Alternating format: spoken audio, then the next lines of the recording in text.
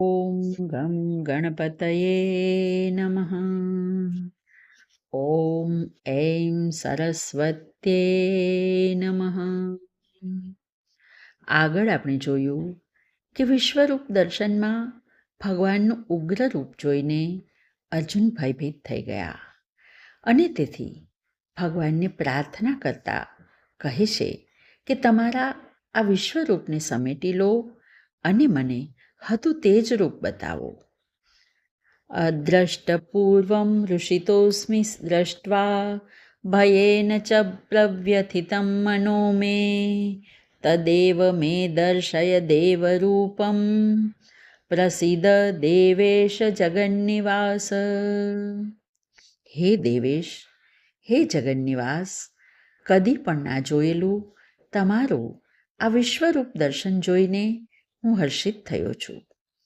તેમજ તેની વિકરાળતા જોઈને મારું મન ભયભીત પણ થયું છે.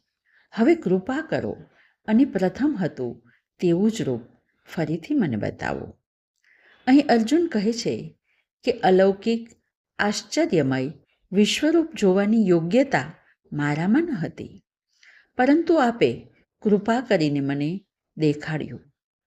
પરંતુ સાથે સાથે આપના સ્વરૂપની ઉગ્રતાને જોઈને મારું મન વ્યાકુળ થઈ રહ્યું છે. તેથી મને આ વિરાટ રૂપને બદલે આપનું દેવરૂપ બતાવો.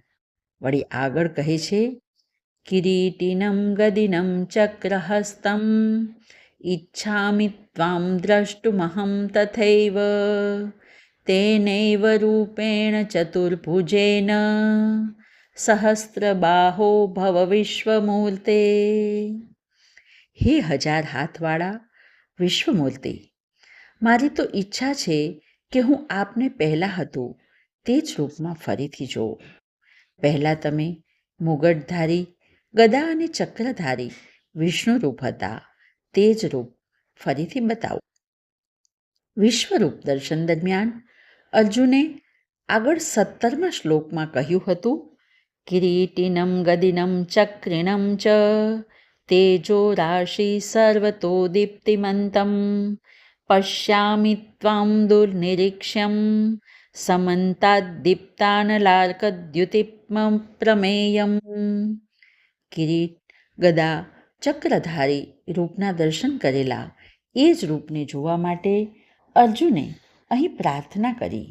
ત્યારે તેનો પ્રત્યુત્તર આપતા ભગવાન કહે છે, શ્રી ભગવાન ઉવાચ મયા પ્રસન્નેન તવાર્જુનેદં રૂપં પરમ દર્શિતમાત્મયોગાત તેજોમયં વિશ્વમ અનંતમાદ્યમ યન્મે ત્વદન્યેન ન દ્રષ્ટપૂર્વમ.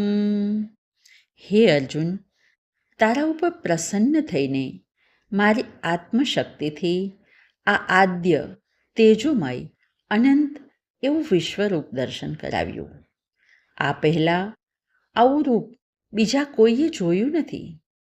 અહીં ભગવાન કહે છે કે હે અર્જુન, તું વારંવાર એમ કહી રહ્યો છે કે આપ પ્રસન્ન થઈ જાઓ, તો વહાલા ભાઈ, મેં આ વિરાટ રૂપ તને બતાવ્યું તે પ્રસન્નતાથી જ બતાવ્યું છે.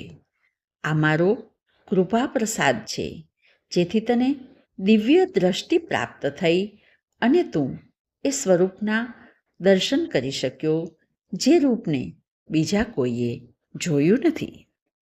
આજે બસ આટલું જ. હરિ ઓમ.